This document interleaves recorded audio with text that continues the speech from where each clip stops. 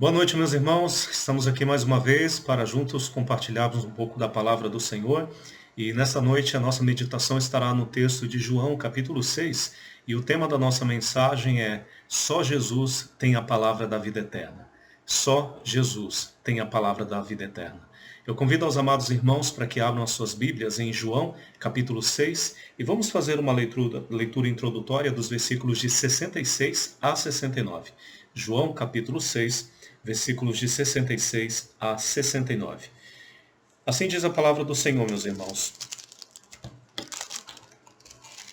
João capítulo 6, de 66 a 69. À vista disso, muitos dos seus discípulos o abandonaram e já não andavam com ele. Então perguntou Jesus aos 12: Porventura quereis também vós, outros, retirar-vos? Respondeu-lhe Simão Pedro: Senhor, para quem iremos nós? Tu tens a palavra da vida eterna. E nós temos crido e conhecido que tu és o Santo de Deus. Vamos orar, meus irmãos, neste momento, buscando a direção do nosso Deus para a sua palavra. Oremos. Nosso Pai Celestial, nós mais uma vez te agradecemos pelo privilégio que o Senhor tem nos dado de poder ter este tempo de meditação e de conhecimento da tua palavra. Eu peço ao Senhor, a Deus, que venha falar aos nossos corações, que possam trazer verdades importantes a respeito do seu Filho Jesus Cristo e do Evangelho, e que muitas pessoas, daquelas que ouvirem, ó Deus, que ainda não tomaram sua decisão de fé, possam nesta noite fazer a melhor escolha e a maior e mais importante escolha da sua vida, que é receber Jesus Cristo como seu único e suficiente Salvador. Que, ó Deus, essa mensagem possa trazer glória ao teu nome, que possa, ó Deus, proporcionar e abrir caminho para a salvação. E que, por sua vez, nós possamos, como crentes, estarmos dispostos a aprender ainda mais do seu Filho Jesus Cristo, para que nós possamos continuar proclamando as verdades da tua palavra, de modo, ó Deus, que o tempo que ainda nos resta possa ser de testemunho e de evangelização. Essa é a oração que faço, Pai amado, no nome precioso do seu Filho Jesus Cristo. Amém. Pois bem, irmãos, o tema da nossa mensagem: só Jesus tem a palavra da vida eterna. E ao ler esse capítulo de João, a primeira pergunta que me fiz é: como pode ser possível um número tão grande de pessoas estarem tão próximos, mas ao mesmo tempo tão longe de Jesus? Isso me chamou a atenção, irmãos, porque no início do relato aqui de João, nesse capítulo 6, ele apresenta Jesus cercado de uma grande multidão de pessoas que estavam interessados em estar ao lado do Mestre, para poder aprender, para poder ver os sinais e milagres que ele estava realizando. Mas, curiosamente, quando nós chegamos no final, que é exatamente os versículos que nós acabamos de ler, nós percebemos que Jesus está apenas ao lado dos seus discípulos mais próximos. Então, de alguma forma, irmãos, este capítulo acaba ilustrando bem aquela que é a infeliz realidade de muitas pessoas. Porque, embora demonstrem apreço e até mesmo durante um certo tempo estejam dispostas a seguir Jesus, em algum momento eles acabarão ficando pelo meio do caminho. Essa, por sinal, é uma verdade que o próprio Jesus Cristo havia apresentado para nós no texto de Mateus, capítulo 7, dos versículos de 13 a 14. Porque o Senhor Jesus Cristo, ele diz: Entrai pela porta estreita, porque larga é a porta e espaçoso o caminho que conduz para a perdição, e são muitos os que entram por ela. E ele continua dizendo: porque estreita é a porta e apertado o caminho que conduz para a vida, e são poucos os que acertam com ela. Então, Jesus ele estava dizendo de uma forma muito clara, irmãos, que nem todas as pessoas que acabam entrando aí neste rumo, neste caminho da vida cristã, eles conseguirão chegar até o final. Em primeiro momento, eles até demonstram um certo entusiasmo, eles até mesmo demonstram características espirituais que possam até mesmo identificá-los como discípulos de Cristo. Mas em algum momento, por causa da falta de sinceridade nos seus corações, até mesmo pela falta de motivação espiritual, eles acabam desistindo, eles acabam ficando pelo caminho. E os princípios que são aplicados para nós nesse texto de João, capítulo 6, são importantíssimos dentro dessa questão. Por quê? A primeira verdade que nós devemos considerar aqui, irmãos, é que nós não devemos buscar a Jesus apenas para que ele possa suprir as nossas necessidades físicas. Mas nós devemos buscar ao Senhor Jesus Cristo, porque Ele é o único que é capaz de nos conduzir à eternidade. Eu vou repetir. O primeiro princípio que nós iremos aplicar aqui é que nós não devemos buscar a Jesus apenas para que Ele possa suprir as nossas necessidades físicas, mas nós devemos buscar o Senhor Jesus Cristo, porque Ele é o único caminho que pode te conduzir à eternidade. E isso fica muito evidente a partir dos primeiros versículos desse texto de João capítulo 6. Porque veja comigo os versículos 1 e 2. João diz o seguinte: depois dessas coisas, atravessou Jesus o mar da Galileia, que é o de Tibereaídes, seguia-o numerosa multidão. E por que essa multidão estava seguindo o Senhor Jesus Cristo? Porque tinham visto os sinais que ele fazia na cura dos enfermos. Meus irmãos, perceba que a numerosa multidão, ela foi atraída pela fama que Jesus adquiriu ao longo do seu ministério, principalmente na questão do seu poder para curar. E não foram poucos os números de milagres que Jesus realizou durante os seus 3 anos de ministério. Na verdade, o próprio João, neste mesmo livro de João, lá no capítulo 21, se eu não estou enganado, no versículo 25, ele afirma que se fossem necessários todos os livros do mundo para que pudessem escrever os milagres de Jesus, ainda assim não seriam suficientes para relatar todos eles. Então, esses milagres, essas curas que foram realizadas dentro aqui do Novo Testamento, são apenas uma parcela daquilo que de fato o Senhor Jesus Cristo fez durante o seu tempo de ministério. E isso, obviamente, fez com que o seu nome ele fosse conhecido no território de Israel, de modo que ali havia não somente encontrado um profeta, um grande profeta, como muitos acreditavam, mas alguém enviado por Deus para aliviar o povo do seu sofrimento, das suas dores, das suas enfermidades e assim por diante. Isso fez com que essa multidão se sentisse motivada a ir atrás do Senhor Jesus Cristo, porque eles sabiam que Jesus ele tinha poder para curá-los. Mas, irmãos, embora Jesus tivesse curado essas pessoas, até mesmo como forma de aliviar o seu sofrimento, o Senhor Jesus Cristo ele tinha propósito para isso. Porque o objetivo de Jesus não era apenas curá-los, mas Jesus ele queria salvá-los. E nessa questão, as curas que foram realizadas por Jesus, até mesmo posteriormente pelos seus apóstolos, elas tinham um propósito espiritual de abrir caminho para a salvação. A ideia, irmãos, é que Jesus, através desse poder de cura, ele estaria evidenciando às pessoas de que ele foi aquele que Deus enviou ao mundo para que o pudesse salvar. Essa, na verdade, esse dom de cura, esse poder de cura do Senhor Jesus Cristo, era apenas uma abertura, era apenas uma evidência para que as pessoas pudessem acreditar que de fato ele era Deus. Até porque somente Deus poderia realizar os milagres que o Senhor Jesus Cristo realizou. Tanto é que no capítulo 5, ele procura deixar isso muito claro no versículo 24. Veja comigo aí, capítulo 5 de João, no versículo 24. Pois o Senhor Jesus Cristo vai dizer o seguinte: em verdade vos digo, quem ouve a minha palavra e crê naquele que me enviou tem a vida eterna. Não entra em juízo, mas passou da morte para a vida. Infelizmente, irmãos, algumas pessoas elas não se apercebem dessa verdade espiritual por trás dessa ação do Senhor Jesus Cristo. Elas acabam, infelizmente, lotando igrejas, mas não por entender que Jesus é o Filho de Deus e que foi o Salvador enviado a este mundo. Mas elas acabam se sentindo atraídas pela sua fama de curar e por aquela imagem, eu digo um pouco distorcida, de algumas denominações, que apresentam Jesus como aquele que vai tornar as pessoas ricas. E é por esse motivo que muitas pessoas acabam indo atrás de Jesus, até mesmo fazem grandes esforços para que de alguma forma possam ser beneficiadas por ele. Mas poucos estão se importando com a sua própria salvação. Poucos, de fato, ali sabem qual será o destino das suas almas. E isso, irmãos, está totalmente equivocado. Porque Jesus ele não veio apenas para curar ou enriquecer as pessoas, como alguns dizem. Jesus ele veio a este mundo para salvar a humanidade dos seus pecados, para conduzir todos ao reino celestial, mediante ao arrependimento, mediante a confissão dos pecados, mediante a fé na pessoa do Senhor Jesus Cristo e na sua obra expiatória. Então, essa é a questão que nós precisamos compreender nesse texto de João.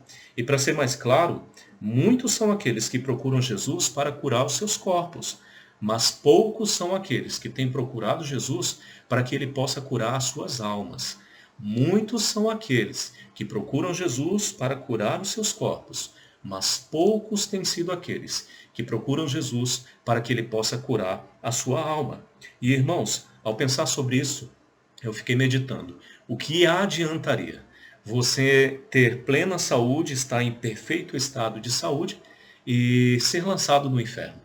O que adiantaria uma pessoa estar bem, saudável, mas no final da sua vida, infelizmente, ser condenada por toda a eternidade? E aí, apenas fazendo uma analogia das palavras do Senhor Jesus Cristo no texto de Mateus capítulo 18, é muito melhor entrar na vida eterna manco e aleijado, ou quem sabe cego, do que entrar com todo o seu corpo em perfeito estado no inferno. É melhor entrar no céu manco, aleijado e cego, do que entrar com todo o seu corpo em perfeito estado no inferno. Então é por esse motivo, irmãos, que nós devemos meditar e proclamar essa verdade. Que para que você possa seguir Jesus, você não deve segui-lo apenas interessado em curar o seu corpo ou até mesmo para que ele possa te enriquecer. Você deve ter disposição e sinceridade no seu coração de seguir ao Senhor Jesus Cristo, porque Ele é o único que pode curar e salvar a tua alma. Por sua vez, a segunda evidência que eles estavam à procura de Jesus apenas para atender às suas necessidades físicas, podem ser vistas aqui nos versículos de 22 a 25. Abra comigo aí, mais uma vez, João capítulo 6, agora dos versículos de 22 a 25.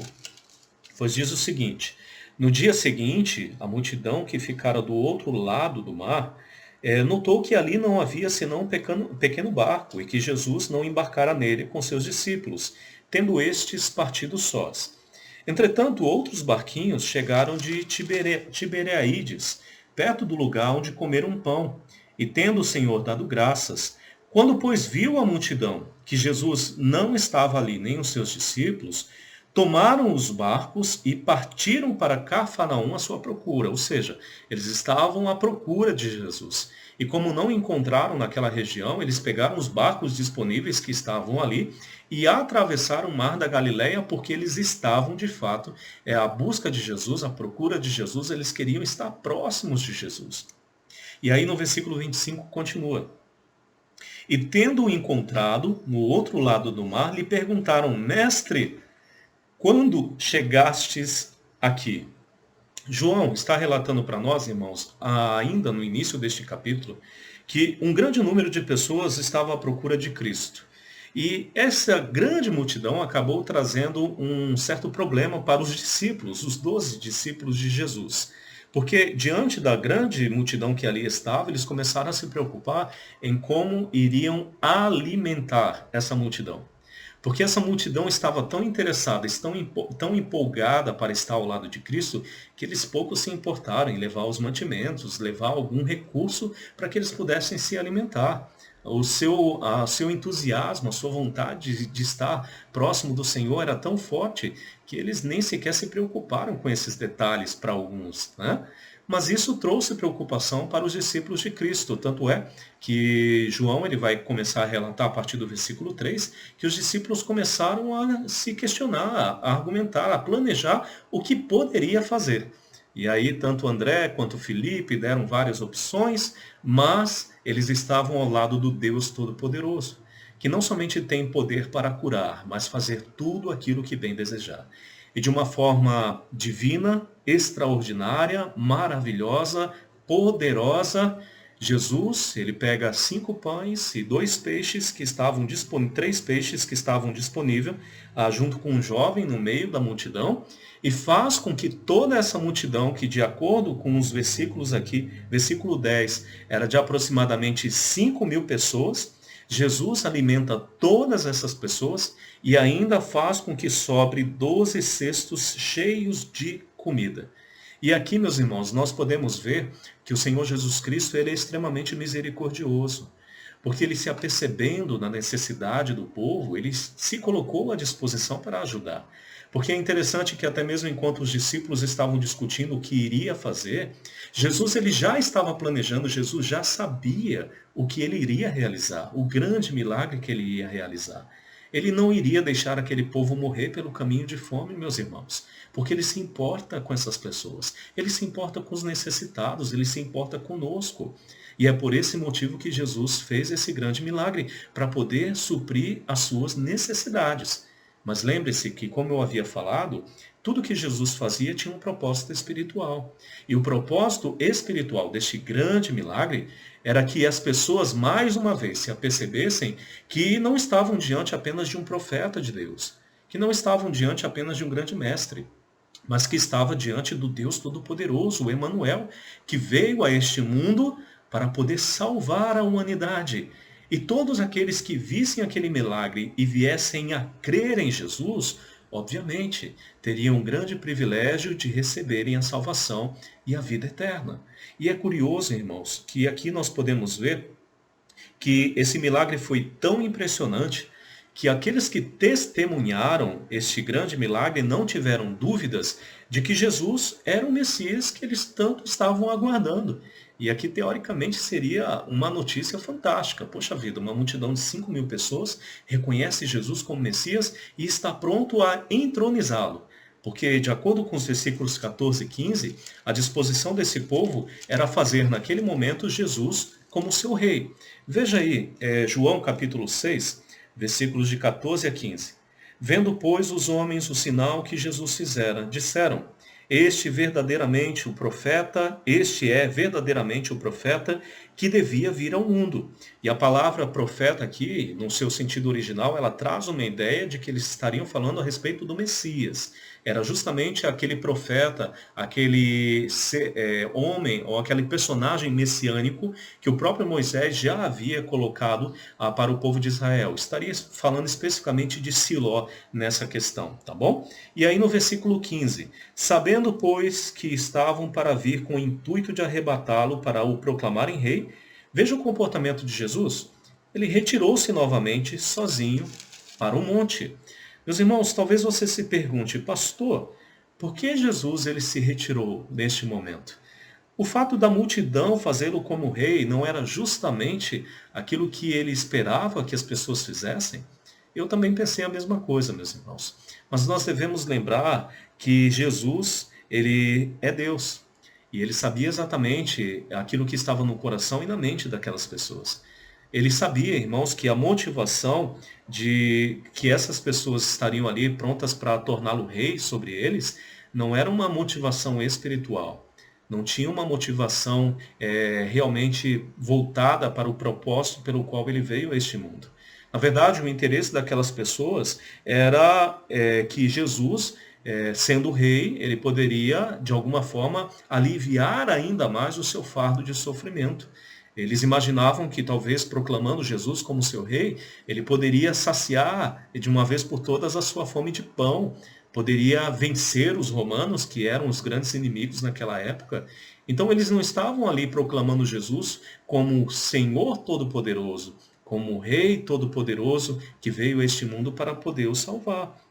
E de fato, Jesus ele reconheceu. E é por esse motivo que ele traz uma resposta até mesmo um pouco severa para essas pessoas que estavam ali querendo o tornar rei.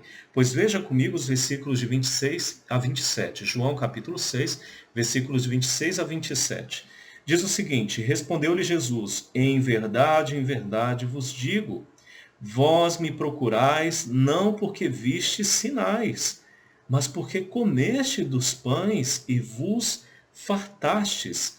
Trabalhai não pela comida que perece, mas pela que subsiste para a vida eterna, a qual o Filho do Homem vos dará, porque Deus o Pai o confirmou com seu selo.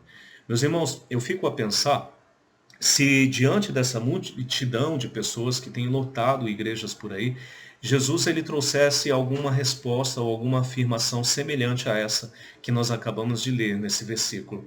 Eu fico imaginando que se Jesus estivesse diante dessas pessoas e dissesse: ei, vocês não estão aqui para serem salvos, mas vocês estão apenas em busca de cura e de riquezas. Eu fico tentando imaginar, meus irmãos, quantas pessoas de fato iriam permanecer dispostas a seguir ao Senhor Jesus Cristo. Eu imagino que seriam poucas. Eu imagino que muitas iriam se escandalizar. Porque, de fato, não estão procurando Jesus, reconhecendo que ele é o Salvador pessoal que Deus enviou a este mundo. Mas eles estão à procura de Jesus apenas unicamente por interesses temporais, físicos, interessados em suprir as suas necessidades físicas, interessados em riquezas, em poder. Irmãos, Jesus, ele pode oferecer todas essas coisas, nós sabemos, mas esse não é o seu propósito final. O seu propósito final de ter vindo a este mundo, de ter entregue a sua vida na cruz do Calvário, é para que pudesse saciar aquela que é a sua maior necessidade, a sua salvação. E é isso que você deve crer. É nisso que você deve colocar a sua confiança de que Jesus, ele veio a este mundo para poder te salvar. E se você crer nesse Jesus, você será salvo, porque essa é a sua promessa. Meus irmãos, todos aqueles que estão à procura de Jesus apenas para atender às suas necessidades físicas e temporais, eles não conseguirão permanecer ao lado de Jesus por muito tempo. E essa é a verdade que está sendo aplicada para nós nesse texto de João. Porém, aqueles que querem seguir a Jesus, e isso com um propósito espiritual, com sinceridade de coração e com o entendimento correto a respeito da sua obra, dos seus planos, certamente terá a perseverança, a fortaleza dada pelo Espírito Santo de Deus para que possam permanecer até o fim. E eu espero que essa seja a sua realidade hoje à noite. O segundo princípio, meus irmãos, que nós devemos considerar nesse texto é que nós devemos abrir a nossa mente, o nosso coração, para compreender o Evangelho de Jesus. Nós devemos abrir a nossa mente e o nosso coração para poder compreender o Evangelho de Jesus. Veja comigo os versículos de 27 a 29. Trabalhai não pela comida que perece, mas pela que subsiste para a vida eterna, a qual o Filho do Homem vos dará, porque Deus, o Pai, o confirmou com o seu selo. Dirigiram-se, pois, a ele, perguntando: que faremos para realizar as obras de Deus? E respondeu-lhe Jesus: a obra de Deus é esta, que creais naquele que por ele foi enviado. Meus irmãos, o apóstolo Paulo, em sua carta aos crentes de Corinto, ele já havia afirmado no capítulo 1, no versículo 18, que a palavra da cruz é loucura para aqueles que se perdem. E isso fica evidente nesse texto, já que o fato de eles não reconhecerem uma natureza pecaminosa e, consequentemente, uma condenação, impedia com que eles compreendessem a necessidade de um Salvador. Logo, a morte, o sepultamento e a ressurreição do Senhor Jesus Cristo, que é o Evangelho, para eles não faziam nenhum tipo de sentido.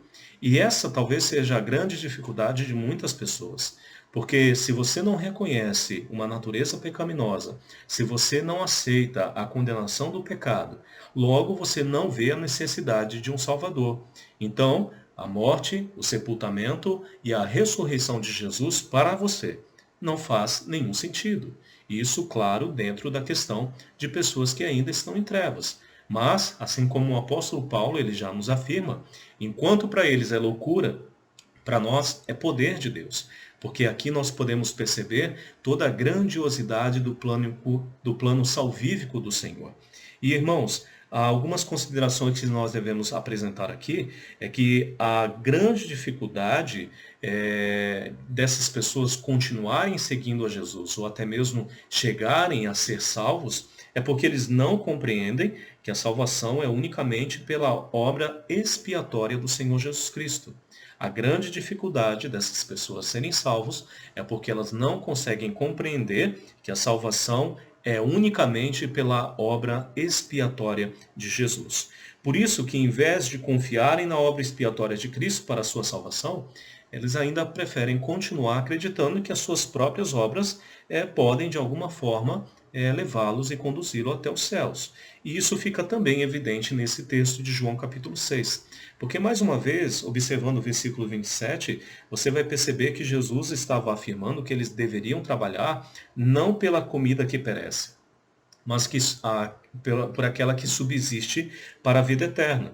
Jesus, na verdade, estaria os direcionando para si mesmo. Jesus queria que eles o seguissem e viessem a crer nele como aquele que os conduziria à eternidade como o verdadeiro pão da vida. Por esse motivo que no versículo 29 ele vai mais uma vez afirmar e trazer a atenção para si, dizendo: a obra de Deus é esta, que creiais naquele que por ele foi enviado, ou seja, o próprio Senhor Jesus Cristo. Mas perceba, irmãos, que eles de fato não conseguiram compreendê-lo, não conseguiram compreender as palavras de Jesus, porque nesse momento eles acabaram imaginando que Jesus estivesse tratando de algum tipo de obra que eles poderiam realizar que daria a possibilidade de eles agradarem a Deus e, por sua vez, serem salvos. Aqui é claramente aquele pensamento de que obras podem salvar. E isso me fez lembrar, por exemplo, do jovem rico, de Mateus capítulo 19. Porque lembre-se que no encontro com o Senhor Jesus Cristo, o jovem ele fez uma pergunta muito semelhante àquela que está sendo feita por essa multidão no versículo 28, né? Mestre, o que eu farei de bom para alcançar a vida eterna? O que eu devo fazer? Qual o tipo de obra que eu posso realizar para que venha agradar a Deus e Ele me permitir entrar nos céus? Meus irmãos, a palavra de Deus ela é muito clara nesse sentido. E aí, citando o texto, por exemplo, de Efésios capítulo 2, versículos 8 e 9, nós veremos que a salvação é unicamente pela graça de Deus, mediante a fé. Isso não vem de nós, é dom de Deus, não vem de obras, para que ninguém se glorie. A salvação é única e exclusivamente pela fé em Jesus Cristo. Você precisa crer no Evangelho de Jesus para que possa ser salvo. Você precisa crer que Jesus, ele morreu naquela cruz, levando sobre si os seus pecados. Você precisa crer que Jesus, ele foi morto, que ele foi sepultado e que ao terceiro dia ele ressuscitou. Você precisa crer que ao ressuscitar, Deus lhe deu toda a autoridade de morte e de vida, e que ele é o único caminho, a verdade e a vida, que pode te conduzir ao reino dos céus. Se você crê nisso, você é salvo. Mas se você não consegue compreender essa verdade, obviamente, você infelizmente não poderá chegar à presença de Deus, porque só Jesus tem a palavra e o poder para te levar para a vida eterna. A grande questão aqui é justamente o que Jesus vai apresentar para nós a partir do versículo 47.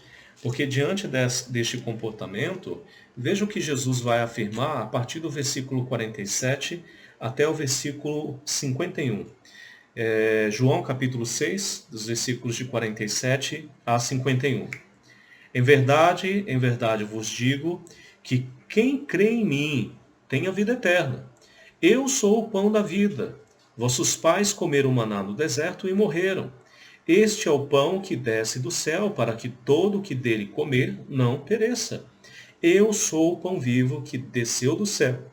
Se alguém dele comer, viverá eternamente, e o pão que eu darei pela vida do mundo é a minha carne. Esses versículos, meus irmãos, também provam que a falta de compreensão do Evangelho se dá porque o Evangelho ela se discerne espiritualmente. A falta de compreensão do Evangelho do Senhor Jesus Cristo se dá porque o Evangelho de Jesus ele se discerne espiritualmente. Diante da belíssima afirmação que o Senhor Jesus Cristo estava dando aqui nesses versículos que acabamos de ler, nos versículos de 47 a 51, os judeus eles demonstraram uma certa surpresa, até mesmo espanto, porque eles realmente começaram a imaginar que Jesus estaria sugerindo ali algum tipo de canibalismo, ou seja, quando Jesus diz que deveriam comer a sua carne, eles logo começaram a pensar, o que Jesus está dizendo? Que nós devemos comer a sua carne para ser salvos? Então veja que tipo de ignorância que essas pessoas, esses homens demonstravam. Na verdade, eles não conseguiam compreender que Jesus estava apenas fazendo ali uma analogia, de que ele estava mais uma vez chamando a atenção para si mesmo, dizendo, olha, eu sou o pão que vou alimentar vocês para a vida eterna. Eu sou aquele que veio do céu enviado por Deus para que pudesse o salvar. Isso era o que Jesus estava dizendo. Mas, meus irmãos, o que eles acreditavam é que, diferente do que Jesus estaria tentando apresentar, eles realmente pensavam que Jesus estava trazendo essa ideia totalmente equivocada de que deveriam se alimentar do corpo dele literalmente. Então, irmãos, a grande questão aqui é que algumas pessoas têm grande dificuldade para compreender as palavras de Cristo e aquilo que ele realmente quer dizer. E isso porque elas não conseguem ter a espiritualidade, ou na verdade elas não têm um coração voltado para Deus, de modo que possam de fato compreender a verdade. E essa talvez seja a grande dificuldade para que essas pessoas cheguem ao conhecimento da verdade e venham ser salvos. Porque o Evangelho de Jesus, ele só pode ser compreendido de uma forma espiritual. E é por esse mesmo motivo que é tão necessário que nós venhamos reconhecer os nossos pecados, que nós venhamos nos entregar literalmente a Deus, que venhamos buscá-lo e reconhecê-lo como nosso Salvador pessoal. Porque todos aqueles que assim fazem e abrem o seu coração para Deus, Deus, ele, através do seu Espírito, convence do juízo, do pecado, mas também da salvação unicamente em Cristo Jesus. E isso é o que eu espero que aconteça com você, caso ainda não tenha tomado essa decisão de fé no seu Filho, em Jesus Cristo como seu Salvador. E para nós terminarmos, nós devemos falar daquela que é a principal característica, uma das principais características a respeito da salvação. Porque para que você possa ser salvo, você precisa sim ter conhecimento do Evangelho, você precisa crer neste mesmo Evangelho, você precisa buscar a Jesus não somente por ele atender às suas necessidades físicas, mas principalmente por reconhecê-lo como aquele que foi enviado por Deus para te salvar. Mas para tudo isso você precisa ter fé. E essa é a última questão que iremos tratar aqui, o último princípio. Porque você deve crer em Jesus e na sua palavra, para que possa ser salvo. E isso é o que nós podemos ver a partir do versículo 30. Volte comigo aí, João capítulo 6, a partir agora do versículo 30 até 36. Pois Jesus vai dizer o seguinte: então lhe disseram eles: que sinal fazes para que o vejamos e creiamos em ti? Quais são os teus feitos? Nossos pais comeram o maná do deserto, como está escrito, deu-lhes a comer pão do céu. Replicou-lhe Jesus: em verdade vos digo, não foi Moisés que vos deu o pão do céu. O verdadeiro pão do céu é meu Pai que vos dá. Porque o pão de Deus é o que desce do céu e dá vida ao mundo. Então lhe disseram: Senhor, dá-nos sempre desse pão. Declarou-lhe, pois, Jesus: eu sou o pão da vida. O que vem a mim jamais terá fome, e o que crê em mim jamais terá sede. Porém, eu já vos disse que, embora me tenhais visto, não credes. Meus irmãos, perceba que mesmo estando ao lado de Jesus, uma multidão estava longe de crer nele. Mesmo estando ao lado de Jesus, mesmo tendo se empenhado em ir em busca de Jesus, essa mesma multidão estava longe dele. O fato de terem testemunhado milagres extraordinários, o fato de terem visto pessoas sendo curadas, o fato de terem sido alimentados de uma forma miraculosa, ainda assim, ao que parece, não foi suficiente para que eles pudessem ser convencidos da verdade. E eles ainda esperavam mais provas, eles ainda esperavam que Jesus fizesse muitos outros sinais para que eles pudessem estar convencidos de que ele era o Messias e o Salvador do mundo. É por esse mesmo motivo que, diante das palavras do Senhor Jesus Cristo, pedindo para que eles pudessem crer nele, eles, aqui no versículo 30, eles dizem: que sinal fazes para que nós creiamos em ti? Quais são os teus feitos, meus irmãos? Não parece uma questão muito contraditória aqui, né? Eles estavam em busca de Jesus porque viram Jesus curando muitas pessoas. Eles foram em busca de Jesus até mesmo atravessaram o mar porque viram Jesus realizando um milagre extraordinário, multiplicando pães e peixes. E aqui, diante da grande possibilidade de serem salvos, porque Jesus mais uma vez está dizendo: olhem para mim, venham até mim, creiam em mim. Aí eles apresentam aquilo que de fato estava nos seus corações, né? Qual o sinal que você pode fazer ainda aí para que a gente possa ser salvo? Quais são os teus feitos para que nós possamos realmente acreditar em você? E a indicação que eles fazem aqui, meus irmãos, é que Jesus, nesse momento, deveria fazer uma obra que de alguma forma pudesse superar aos milagres que foram feitos por Moisés na ocasião do Êxodo. E é por esse mesmo motivo que eles vão citar aqui, vão fazer referência ao maná, né? A ideia mais ou menos que eles estão apresentando nesse versículo, irmãos, é que ele estaria dizendo o seguinte: olha, Jesus, Moisés, ele fez aquele milagre do maná e alimentou toda a nação de Israel. Você apenas alimentou 5.000. Então, o que você pode fazer mais, de modo que possa superar esses milagres de Moisés, para que aí sim nós possamos crer em você? Meus irmãos, obviamente essas pessoas estavam longe de Jesus. As suas motivações não eram sinceras. Não havia espiritualidade nas suas ações e motivações. E é por esse mesmo motivo que eles não estavam dispostos a crer. Na verdade, meus irmãos, a salvação é unicamente pela fé. E pela fé somente. Uma fé que não necessariamente se baseia em provas ou milagres. Porque a fé é a certeza de coisas que se esperam, mas uma firme convicção de fatos que não se veem. Essa foi uma das questões que Jesus, o próprio Jesus, chegou a apresentar durante o período do seu ministério. Por exemplo, em João capítulo 20, no versículo 29, Jesus ele afirmou aos seus discípulos: bem-aventurado aqueles que de fato, desculpe, bem-aventurado os que não viram e creram. Muitas pessoas ainda esperam provas, sinais, milagres, para que possam entregar a sua vida para Jesus. Mas isso não é fé. Porque fé é exatamente isso que Jesus está dizendo. Bem-aventurado aqueles que não viram, mas creram. Outro exemplo nós podemos encontrar em Lucas capítulo 16, quando Jesus ali está apresentando a parábola do rico e Lázaro.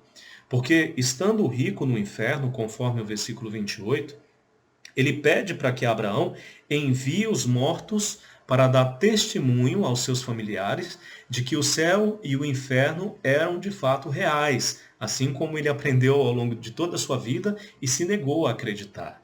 E naquela ocasião, a resposta de Abraão foi muito enfática no versículo 29. Lucas capítulo 16, no versículo 29. Vamos para lá, irmãos, fica melhor para argumentar, observando o texto bíblico, né? Lucas capítulo 16, no versículo 29. Diante do pedido do homem rico para que os mortos fossem enviados como forma de testemunhar aos parentes que ainda estavam vivos, de que o inferno era real, de que o céu era real, veja a resposta que Abraão deu no versículo 29. Eles têm Moisés e os profetas. Ouçam-nos.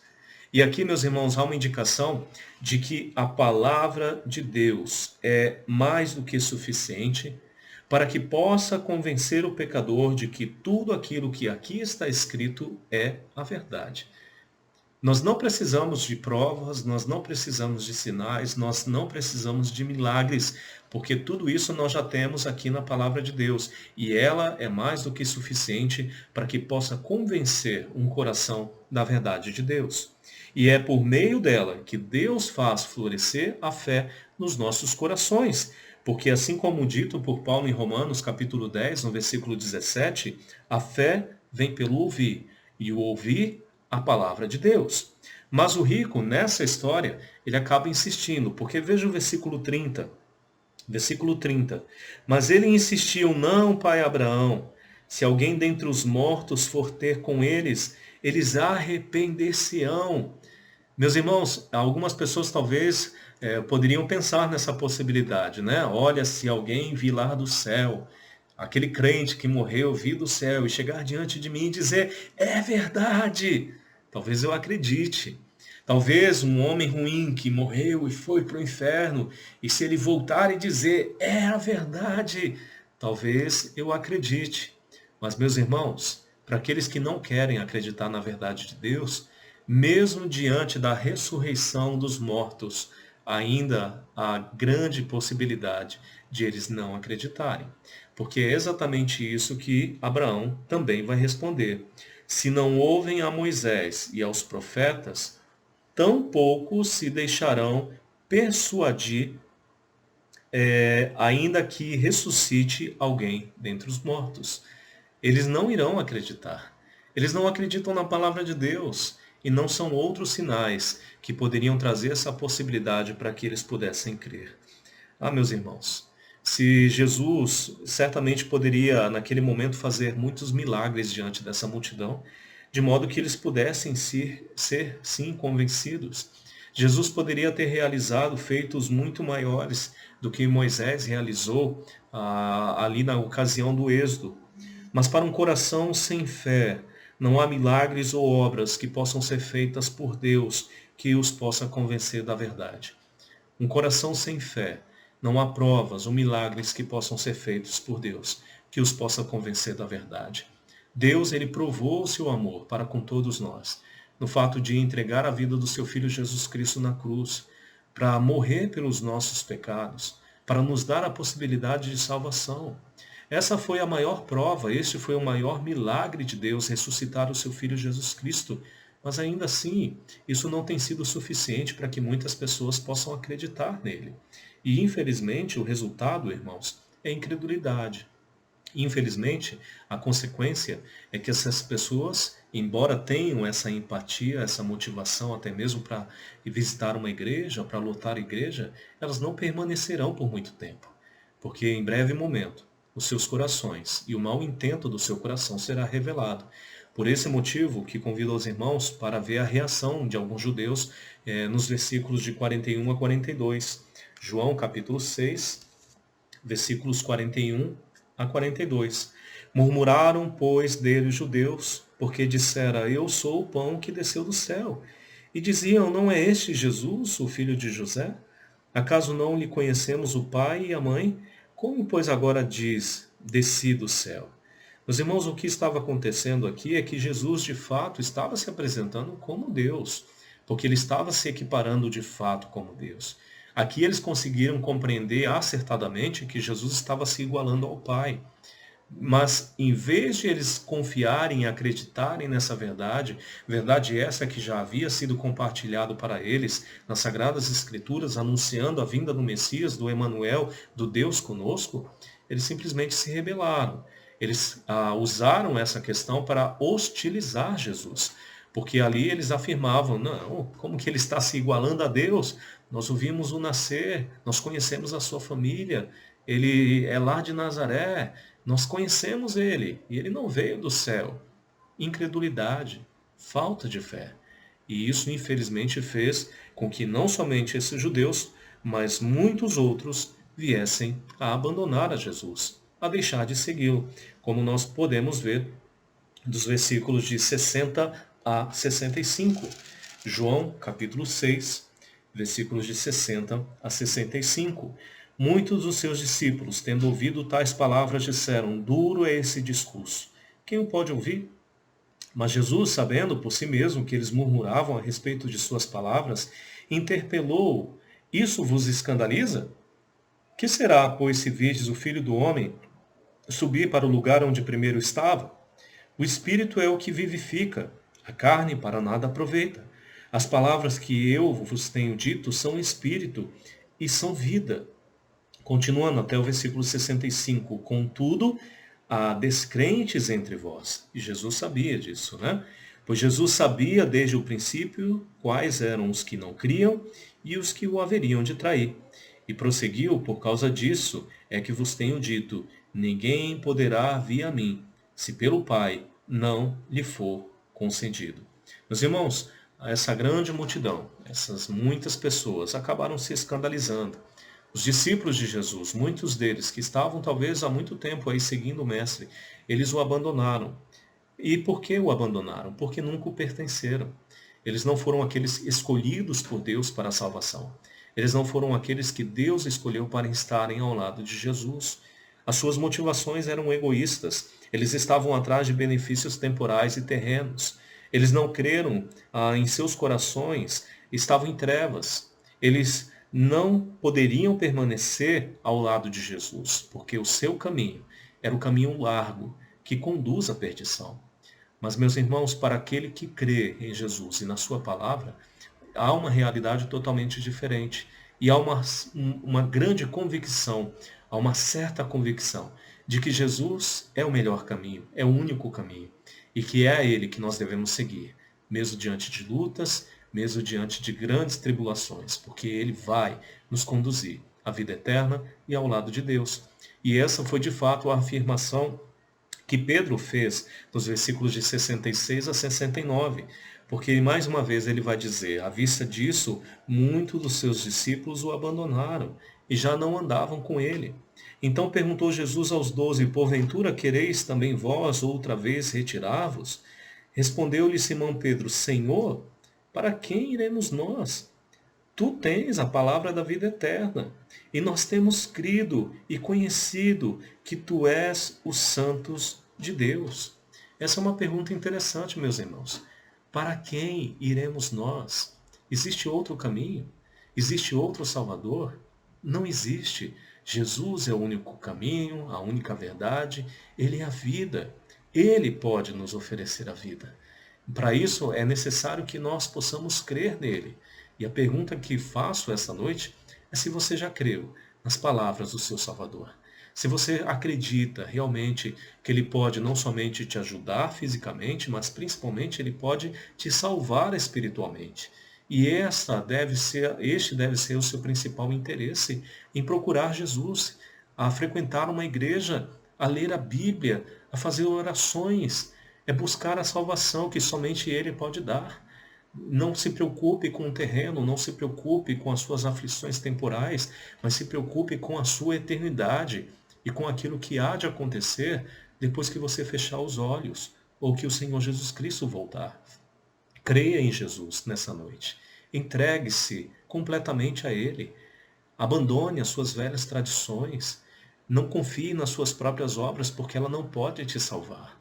Entregue-se, confie neste grande e poderoso Deus que enviou seu Filho Jesus para morrer naquela cruz, no seu lugar.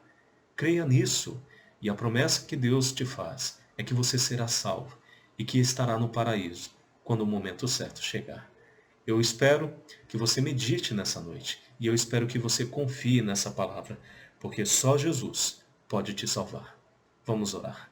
Nosso querido e bondoso Deus, nós te agradecemos, Pai, por essa mensagem. Nós te agradecemos pelo teu evangelho. Nós te agradecemos pelo seu Filho Jesus Cristo que foi entregue naquela cruz para poder morrer no nosso lugar, de modo que o nosso pecado pudesse ser expiado e que nós possamos ser justificados. Ó Deus, se há alguém nessa noite que ainda não creu em Jesus, que ainda tem demonstrado incredulidade, que ainda está em trevas, que o Senhor possa trabalhar neste coração. Que o Senhor possa ajudá-la a compreender a verdade espiritual que o Senhor apresenta, para que eles possam ser salvos e redimidos pelo sangue de Jesus. Que eles possam, Deus, deixar de confiar nas suas próprias obras, mas que eles possam seguir ao Senhor por reconhecê-lo como seu único e suficiente Salvador pessoal. E eu espero que essa noite possa ser noite de salvação, e que todos aqueles que ainda estão lutando, que possam se entregar de uma vez por todas ao seu grandioso amor e ao seu Filho Jesus Cristo. Essa, Pai, é a oração que faço no nome de Jesus. Amém. Pois bem, irmãos, que Deus abençoe essa palavra em seu coração. E se ela falou com você, principalmente sendo você não salvo, que você possa, mais uma vez, tomar essa decisão o quanto antes, porque essa é a decisão mais importante que você tomará em sua vida. E quanto a nós, salvos em Jesus Cristo, continuemos a pregar o Evangelho do Senhor, porque é por meio dele que o conhecimento da verdade vem e, consequentemente, a salvação por meio de Cristo Jesus. Até a próxima, meus irmãos, e que Deus continue nos abençoar.